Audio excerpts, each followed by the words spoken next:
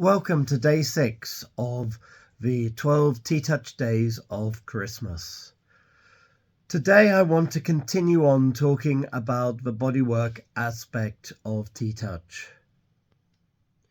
Yesterday we talked about the pressure of the touches, and don't forget that TTouch is not a form of massage, and we like to think of it more as a message rather than a massage. We're working gently with the nervous system, and we're helping the dogs to be more, body aware, help them to know where they are in space. We want them to be the best version of themselves. We also want to use the touches to help them be more calm, more confident, more optimistic. So many things that we can use the touches for. I can't emphasize this enough, though.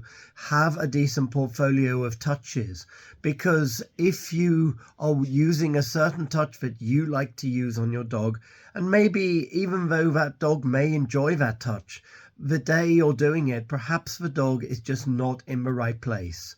So perhaps you want to stop, use a different touch, and change what you're doing. TTouch is not linear. It isn't a question of doing this touch, that touch, followed by this touch, or doing some TTouches, then doing some groundwork with the dog, then using a body wrap. We always like to think of TTouch as a toolbox. Take something out of a toolbox. Try it. If it works, fantastic. If it doesn't work, it's not a major train smash. Try something different. Try and use another tool from your toolbox until you find something that works for the dog. And if that day, at that moment of time, things are not working as you would hope it to be, then hey, just stop. Have another go tomorrow. It's not the end of the world. So when it comes to the speed of the touches, the faster you go, the more that's likely to energize the dog. The slower you go, the more it is going to calm the dog. But we want to be thinking about meeting the dog where they are. If I'm working with a dog that's just competed in agility or just completed a sled dog rally, if I start coming in with very slow touches, that's going to be too slow for the dog, because the arousal level of that dog is going to be pretty high. So I want to meet that dog with some slightly faster touches, with the aim of slowing those touches down.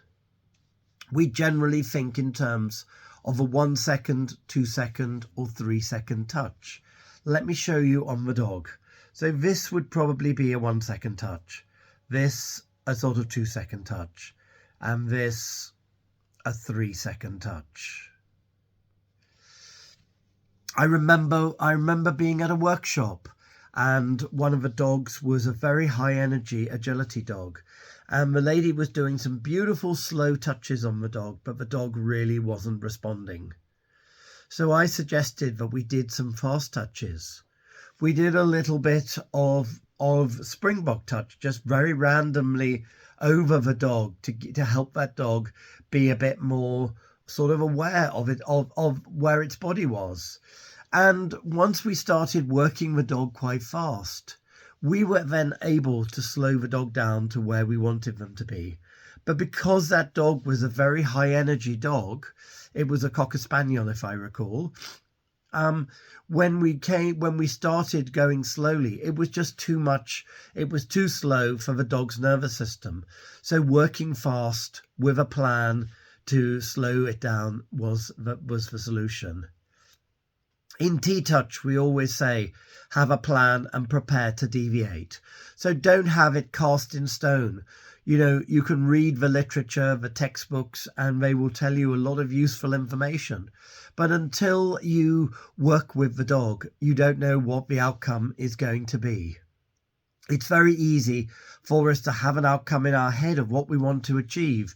But if we get hung up on that outcome, then we're going to be disappointed and we're going to feel that TTouch hasn't been a success. So don't be too bogged down on outcome. Something might change that will be amazing for the dog. Maybe the dog has had a very tight tail and suddenly the tail is starting to become looser. That might not have been the outcome we were expecting, but it still could be absolutely massive for the dog. So work in small pieces, chunk it down, as Robin Hood always says, and also have a plan and prepare to deviate. And I'll see you tomorrow.